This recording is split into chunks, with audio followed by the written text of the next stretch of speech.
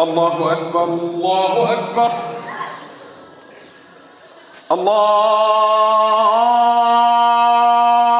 الله أكبر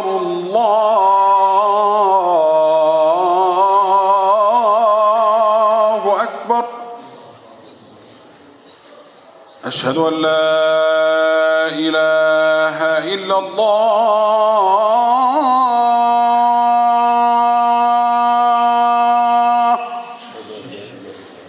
أشهد أن لا إله إلا الله.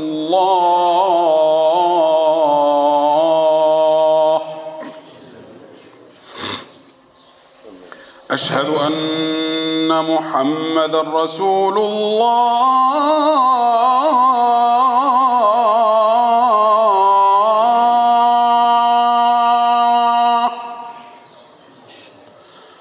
أشهد أن محمدًا رسول الله.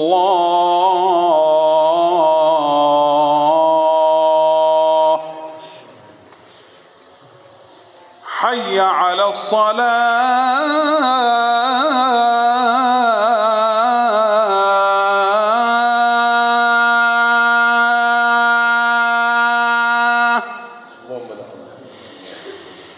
حي على الصلاة.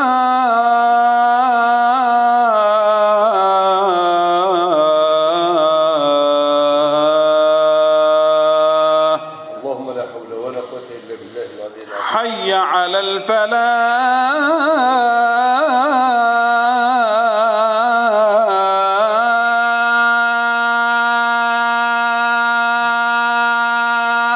اللهم لا حول ولا قوة إلا بالله العلي العظيم. حي على الفلاح.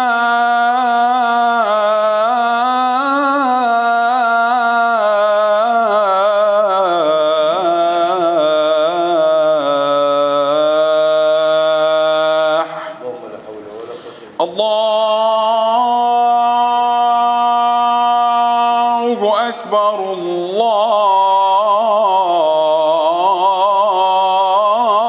الله أكبر. لا إله إلا الله.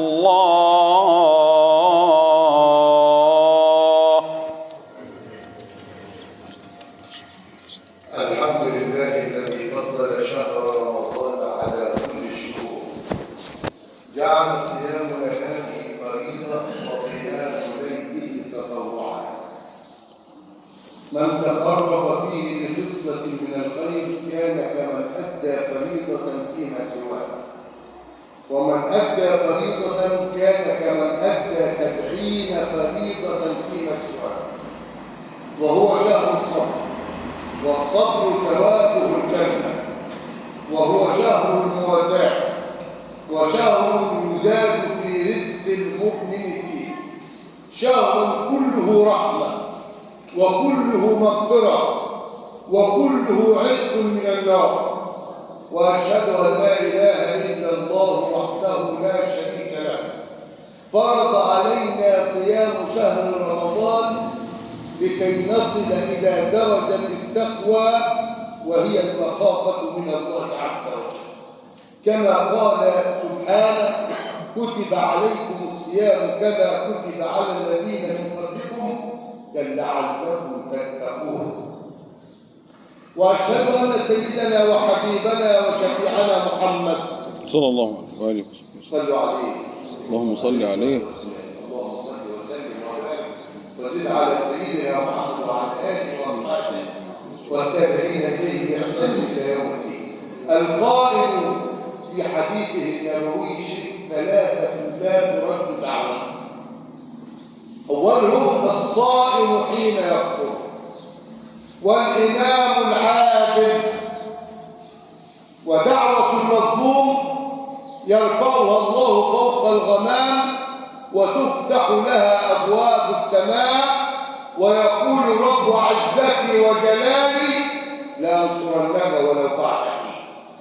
اللهم صل وسلم وبارك على سيدنا محمد وعلى آله وأصحابه الأخيار الأبرار الذين حافظوا من بعده على رسالة ورضي الله عنهم أجمعين. أما بعد، شهر رمضان من أعظم أيام الله عز وجل، كما ذكرت كله رحمة وكله مغفرة وكله عتق من النار، كما قال النبي صلى الله عليه وسلم: آتاكم رمضان شهر بركة، شهر بركة يستجيب فيه الدعاء ويحط فيه الخطايا ويغفر لكم ذنوبكم وينظر إلى تنافسكم في الخير فيه ويباهي بكم ملائكته، فأروا الله من أنفسكم خيرا فإن الشقي من حرم فيه رحمة الله عز وجل. الشقي هو الذي يخرج من هذا الشهر صفر اليدين بعد هذه الطاعة وهذه العبادة المضنية، قيام بالليل وصيام بالنهار وتهذيب للنفس على كثرة قراءة وتدبر القرآن وتعود النفس على الرياضة والجود والعطاء والصدقات والإحسان، فمن وفى حقوقها وفاه الله عز وجل أجره بغير حساب. سبحان الله. فرصة هذا الشهر فرصة للتوبة، والتوبة تجب ما قبلها، ورمضان يكفر ما قبله. فرصة إلى أن تتوب إلى أصحاب الذنوب والمعاصي. كلنا ذنوب وكلنا معاصي. يعني أبسط الأشياء نجلس بين بعضنا البعض ونغتاب الناس، مصيبة. أبسط الأمور التي لا نستطيع أن نتجنبها هي الغيبة.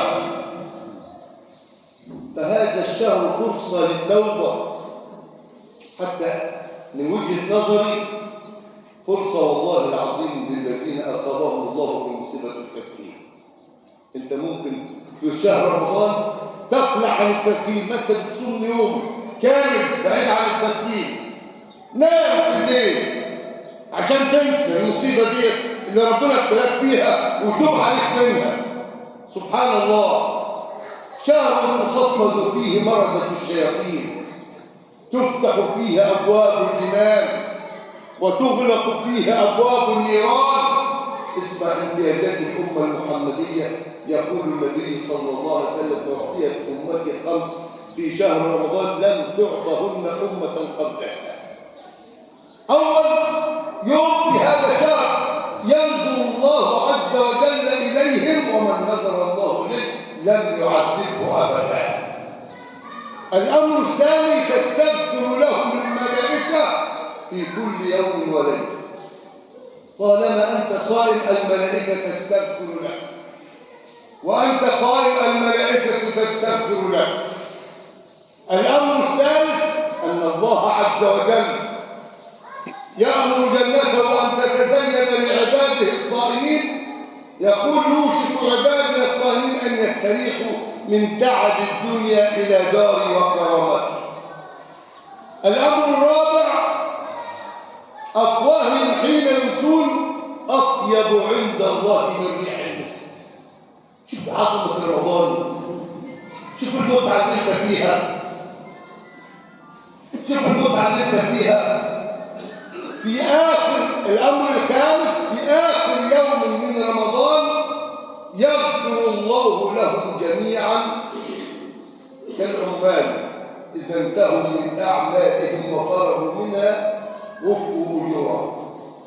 تعال حاجة تانية جميلة. يوم القيامة ينادي مناد: أين الصائمون؟ فيفتح لهم باب يسمى الريان فلا يدخل منه إلا الصائمون، فإذا كان آخرهم أقفل هذا الباب، أقفل هذا الباب.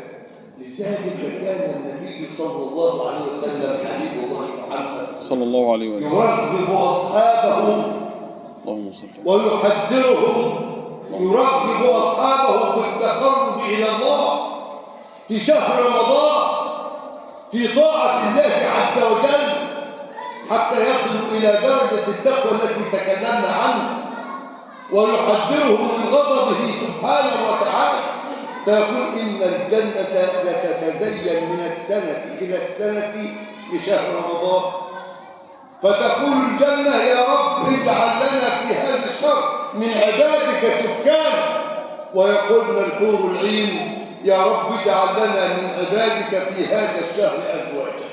فقال النبي صلى الله عليه وسلم فمن صان نفسه في رمضان لم يرتكب خطيئة ولم يرم مؤمن ببهتان ولم يشرب فيه مسكرا زوجه الله كل ليلة 100 حوراء من الجنة، وبنى له الله قصرا في الجنة من ذهب وفضة وياقوت وزبرجد، وجعلت الدنيا في هذا القصر كمربط عنزل في الدنيا.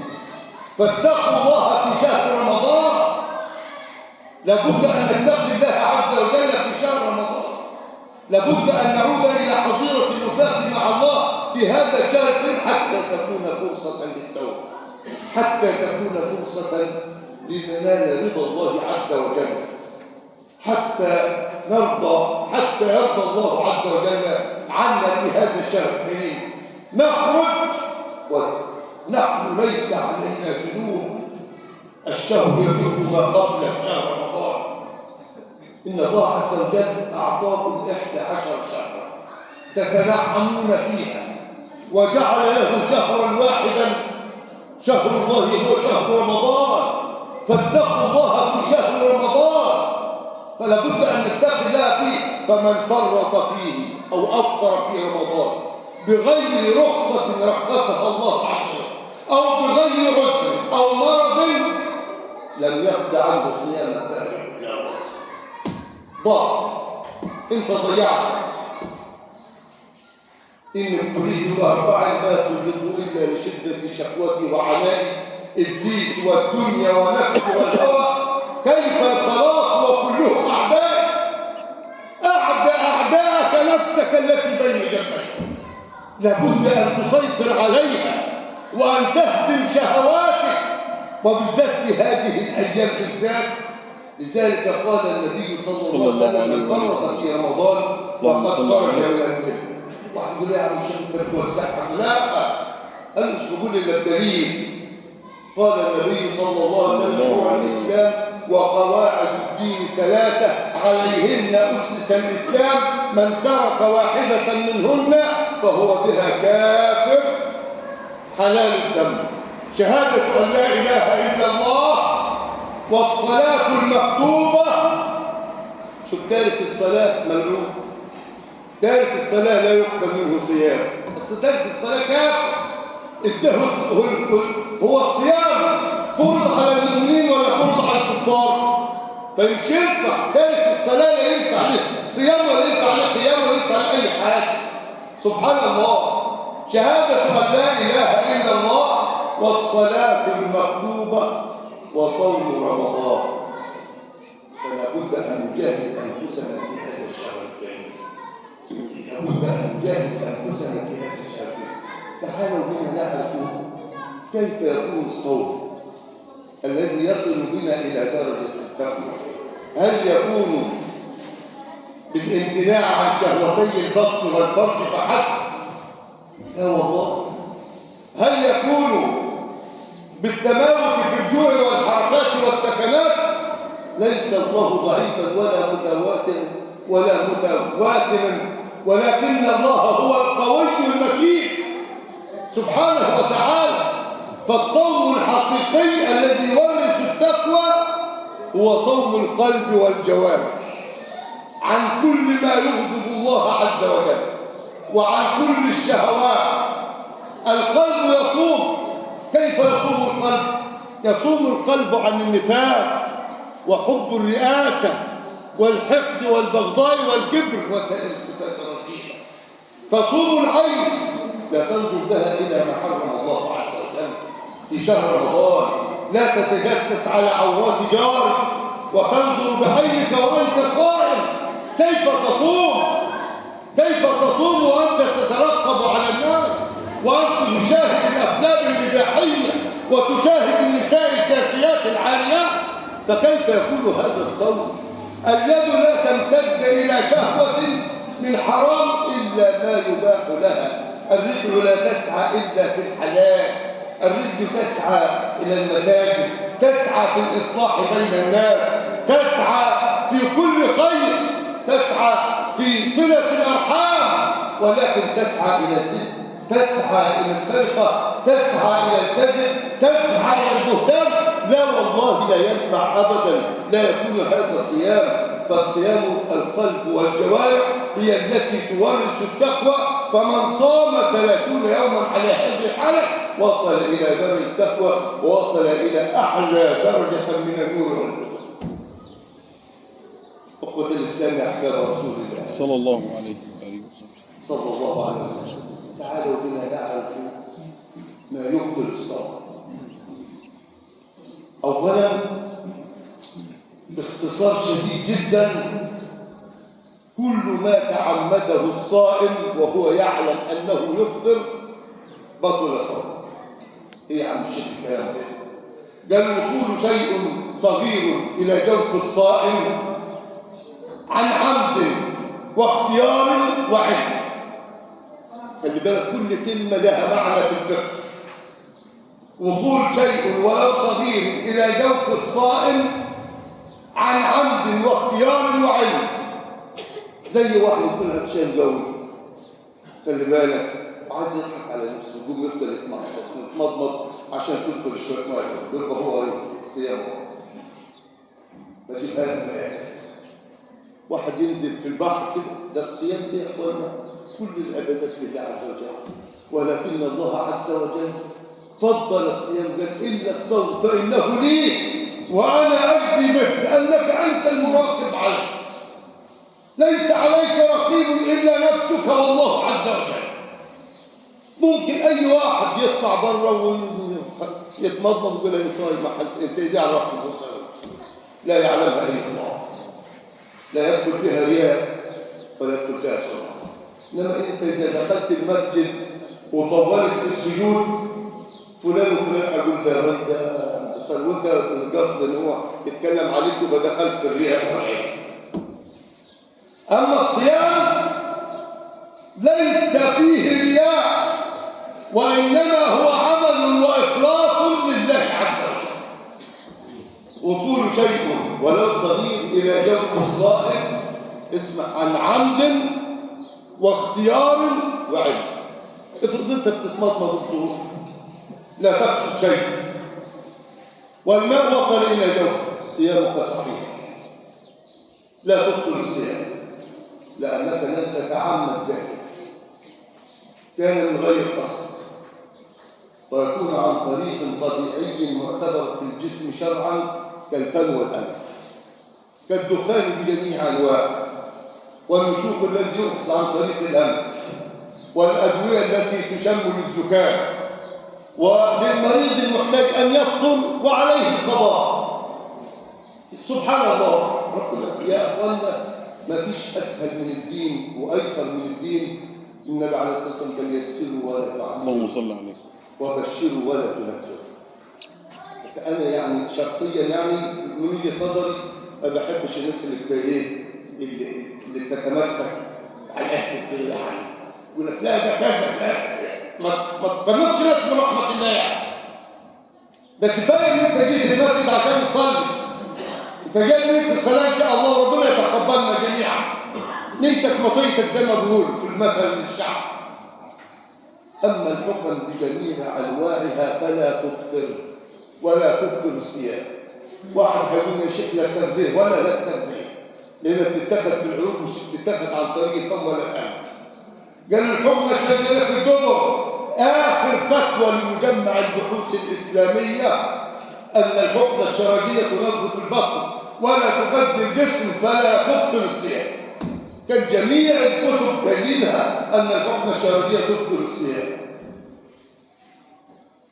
وإذا كان هناك في الفم شيء من الطعام وأنت ميزته وابتلعته يبطل الصيام، وإذا لفظته صيامك صحيح.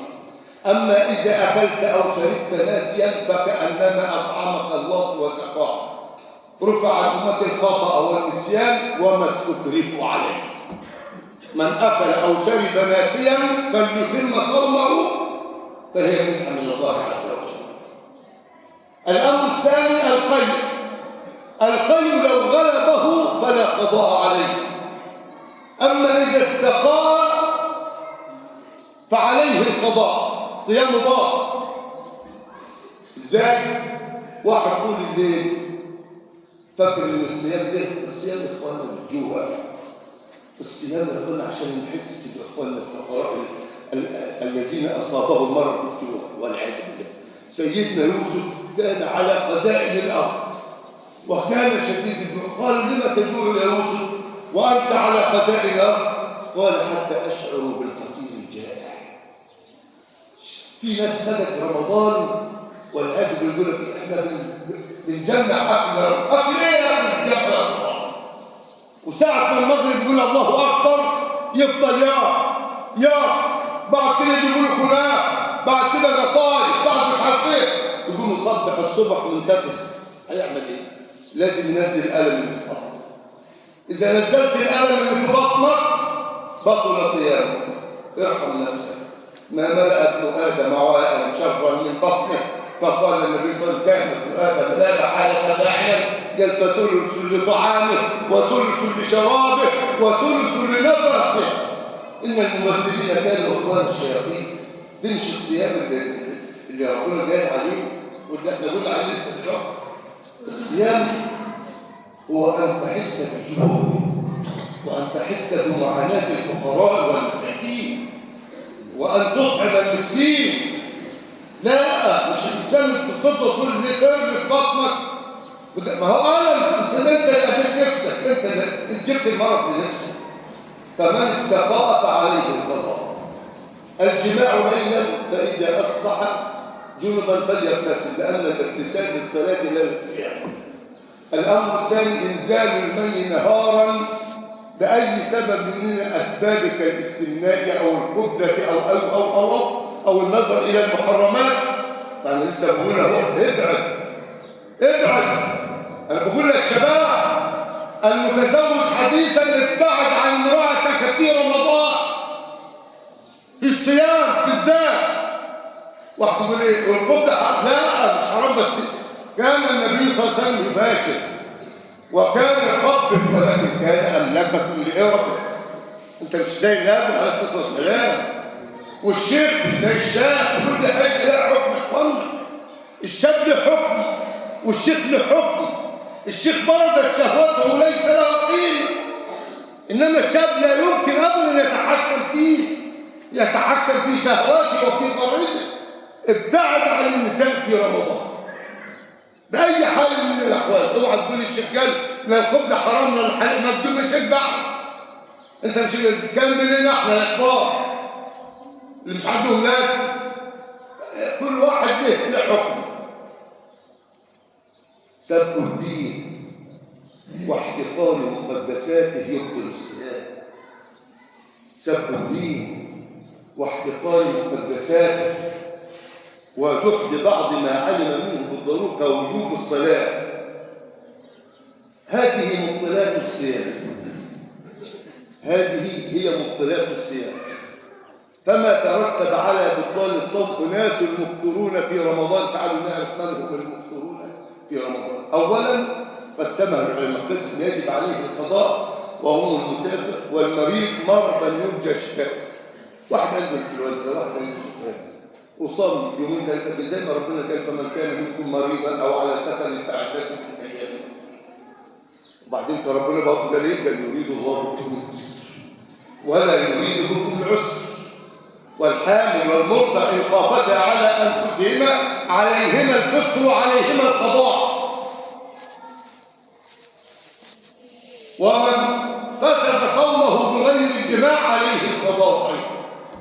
قسم يجب عليه القضاء والفدية: الشيخ الكبير والمرأة العجوز وأصحاب الأعمال الشاقة الذين يرخص لهم في الفطر. واحد واقف قدام الفرن طول النهار في النار يفطر وعليه الفدية، وإذا استطاع أن يقضي فليقضي كما قال الله عز وجل: وأن تصوموا خير لكم إن كنتم تعلمون. من كان قادرا على الصيام لا يمكن أبدا ينفع له الفدية. فدية إطعام مسكين، تطعم واحد معاك كل يوم كده، أو تدفع ثمن إفطار. ده قسم يجب عليه القضاء والفطر. قسم يجب عليه القضاء والكفارة العظمى. الكفارة العظمى: عتق رقبة، صيام شهرين متتابعين للمستهتر، أو إطعام 60 مسكين. هما اثنين: المفطر بالجماع بشرط الأئمة. اسمع: أن يكون عامدا عالما بالتحريم مختارا في نهار رمضان. يعني زي ما انا قلت كده، شاب اختلف بمراته وجمعها في رمضان وهو عارف انه في رمضان وهو كان صايم. ان يكون بشرط ان يكون عالما بالتحريم مختارا في نهار رمضان، غير ناسيا او غير جاهلا او غير شاكا او ظانا بقاء الليل او غروب الشمس او بعد فساد صومه، فعليه القضاء والكفارة العظمى التي ذكرناها. والمتعمد للفطر بغير الجماع. آخر حاجة هقولها لك، تعالى شوف النبي عليه الصلاة والسلام حبيبنا محمد. جاء رجل إلى النبي صلى الله عليه وسلم يقول: هلكت يا رسول الله. فقال: وما أهلك؟ قال: وقعت على امرأتي في رمضان. قال: هل تستطيع أن تعتق رقبة؟ قال: لا يا رسول الله. قال: هل تستطيع أن تصوم شهرين متتابعين؟ قال: لا يا رسول الله.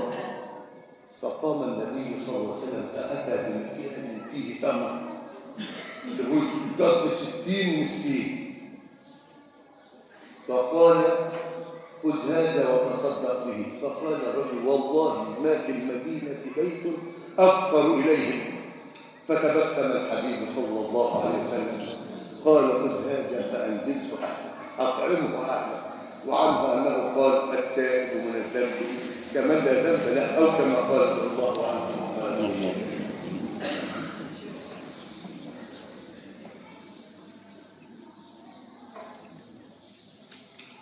الحمد لله غافر الذنب وقابل التوبة، شديد العقاب القوم لا إله إلا هو إليه المصير. وأشهد أن لا إله إلا الله وحده لا شريك له، يحيي ويميت وهو حي لا يموت، بيده الخير وهو على كل شيء قدير. وأشهد أن سيدنا وحبيبنا وشفيعنا محمد صلى الله عليه وسلم وهديه القديم ومرشدا للحائرين، صلوات الله وسلامه عليك يا سيدي يا رسول الله. أما بعد، ما من يوم الجمعة إلا وفيه ساعة إجابة، فإني داع فأمنوا عسى أن تكون هذه الساعة. اللهم اجعلنا من الذين يستمعون القول فيتبعون أحسنه. اللهم أرنا الحق حقا وارزقنا اتباعه، وأرنا الباطل باطلا وارزقنا اتباعه. اللهم ارفع مقتك وغضبك عنه، اللهم ارفع مقتك وغضبك عنه، اللهم ارفع مقتك وغضبك عنه، ولا تسلط علينا بذنوبنا من لا يخافك ولا يرحمنا يا أرحم الراحمين يا رب العالمين. اللهم اصلح لنا ديننا الذي هو عصمة أمرنا، اللهم اصلح لنا ديننا الذي هو عصمة أمرنا، واصلح لنا دنيانا التي فيها معاشنا، واصلح لنا آخرتنا التي إليها معادنا، واجعل الحياة زيادة لنا في كل خير، واجعل الموت راحة لنا من كل شر. ربنا لا تؤاخذنا إن نسينا أو أخطأنا، ربنا لا تؤاخذنا إن نسينا أو أخطأنا، ربنا ولا تحمل علينا إصرا كما حملته على الذين من قبلنا، ربنا ولا تحملنا ما لا طاقة لنا به، ربنا ولا تحملنا ما لا طاقة لنا به، ربنا ولا تحملنا ما لا طاقة لنا به.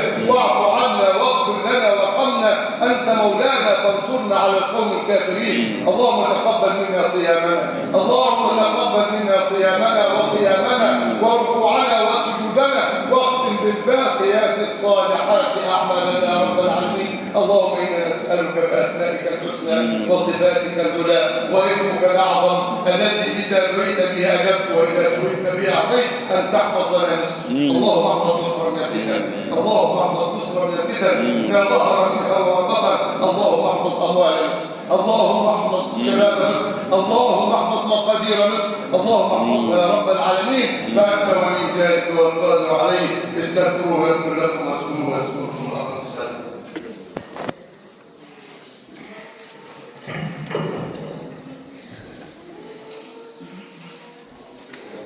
الله أكبر الله أكبر، أشهد أن لا إله إلا الله، أشهد أن محمدا رسول الله. حي على الصلاة، حي على الفلاح، قد قامت الصلاة، قد قامت الصلاة. الله أكبر الله أكبر، لا إله إلا الله. اللهم رب هذه الدعوة التامة والصلاة القائمة على سيدنا محمد الوسيلة الفضيلة والدرجة الرفيعة وبعث الله من مقام المحمود وحده. رضينا بالله ربا ومحمد صلى الله عليه وسلم نبيا ورسولا وبالإسلام دينا. استقيموا للصلاة يرحمكم الله، استووا واعتدلوا، ساووا بين المناكب وسدوا الفرج، صلوا صلاة مودع، لا تسبقوا الإمام ولا تسووا. الله أكبر. اللهم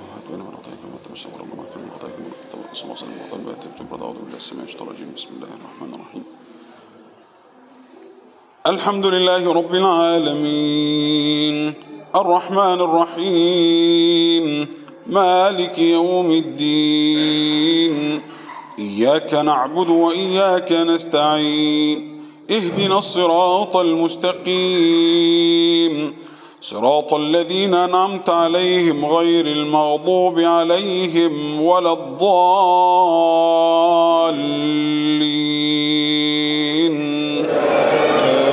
آمين. يا أيها الذين آمنوا كتب عليكم الصيام كما كتب على الذين من قبلكم لعلكم تتقون، أياما معدودات، فمن كان منكم مريضا أو على سفر فعدة من أيام أخر، وعلى الذين يطيقونه فدية طعام مسكين، فمن تطوع خيرا فهو خير له، وأن تصوموا خير لكم إن كنتم تعلمون. الله أكبر.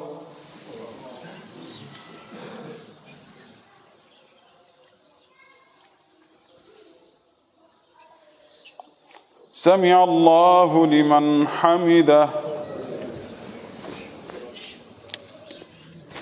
الله أكبر.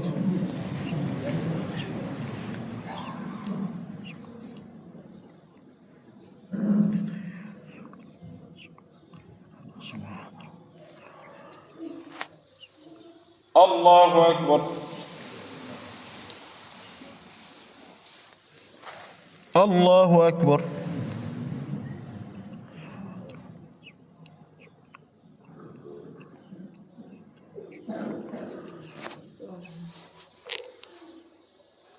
الله أكبر. الحمد لله رب العالمين، الرحمن الرحيم، مالك يوم الدين، إياك نعبد وإياك نستعين، اهدنا الصراط المستقيم، صراط الذين أنعمت عليهم غير المغضوب عليهم ولا الضالين.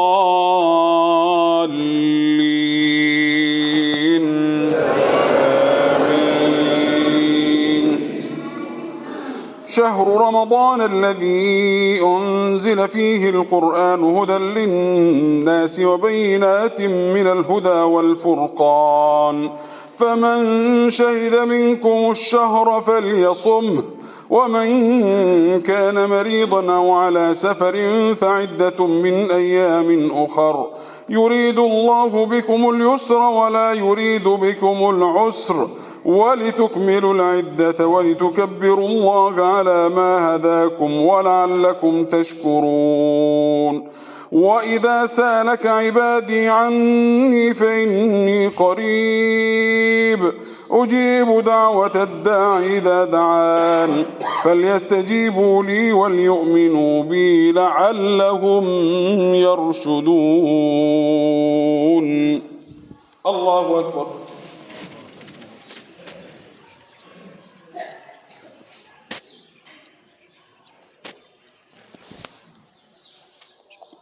سمع الله لمن حمده.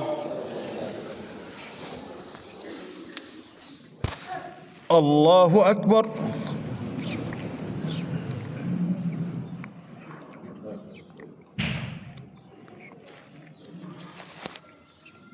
الله أكبر. الله أكبر.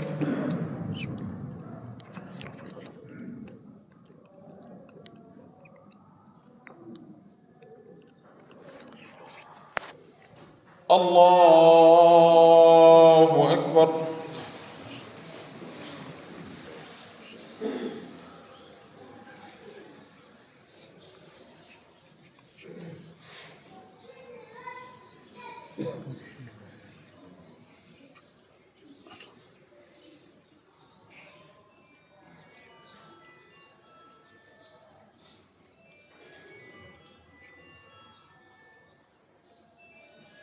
السلام عليكم ورحمة الله. السلام عليكم ورحمة الله.